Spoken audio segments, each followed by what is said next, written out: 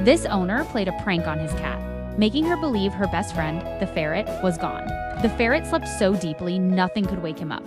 The cat didn't believe it at first, so the owner mischievously picked up the sleeping ferret and placed him in the trash can. When the cat saw her friend lying lifeless, she was heartbroken. She refused to eat and cried all day. But later that night, the ferret suddenly woke up to drink water. The cat didn't notice, but when she looked again, she ran away in fear thinking it was a ghost. When she realized she'd been fooled, she angrily pounced on the ferret and got mad at her owner. The ferret felt so embarrassed that a small cookie and offered it to the cat. And just like that, they were best friends again.